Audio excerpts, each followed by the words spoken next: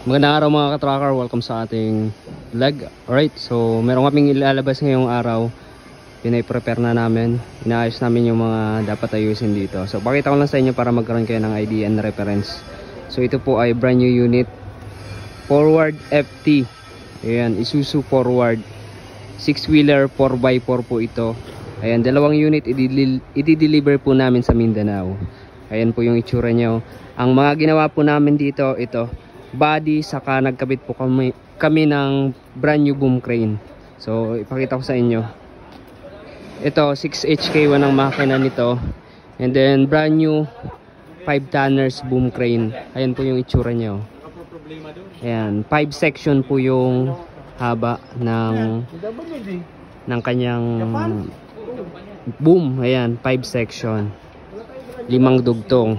Ayan, so dito naman kinapala namin yung galapa, naglagay kami ng reinforcement sa chassis. Doble-doble yan, pati loob, pati yung kanyang baby chassis, makakapal po yan. Ayan, para secured at hindi bumaluktot yung kanyang chassis. Ayan, dinoble po namin yan, oh. Ayan po yung itsura niya. Tapos sa loob niyan may mga reinforcement pa yan.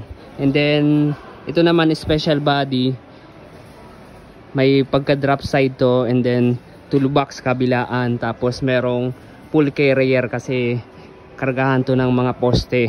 So ayan yung itsura niya, oh. Ayan, standard electrical lights and accessories. Ayan po, tapos may basket ito. Ayan, oh, shoutout kay Pong, kay Chris. Ayan, basket, manlip basket nilagyan namin. Ito po, ano siya, 1 person capacity niya, 200 kg yung capacity. Pwede siyang pang dalawahan, basta ayan, hindi masyadong malaki yung mga sasakay dyan.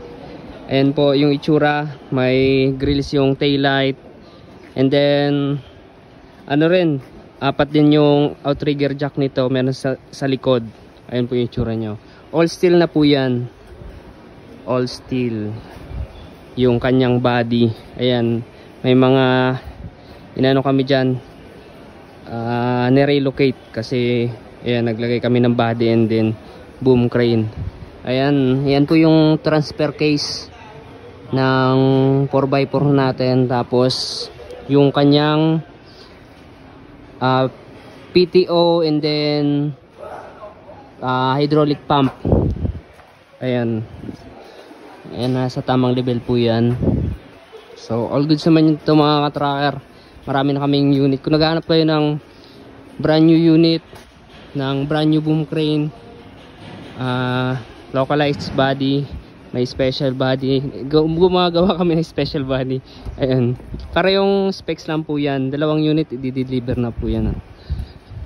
Na-testing na rin namin yan.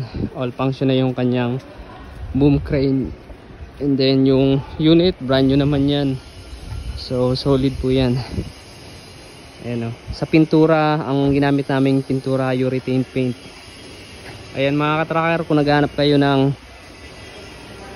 paggawaan at nagkakabit ng boom crane, marami kaming specs nito. Merong 2.5 tons, 3, 500, 800, 10 tonners, and then 15 tonners. Tapos nagagawa rin kami ng mga body, aluminum band, close band, wing band, drop side.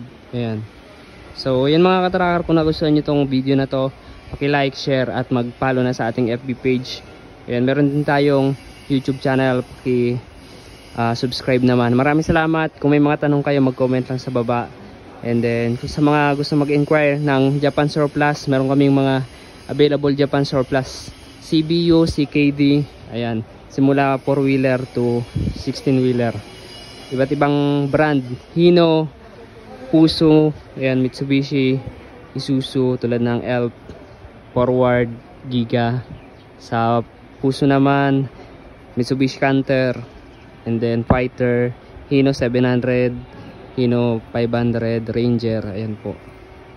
So yun mga ka-tracker, ayan, Maraming salamat sa panonood. God bless. Bye-bye.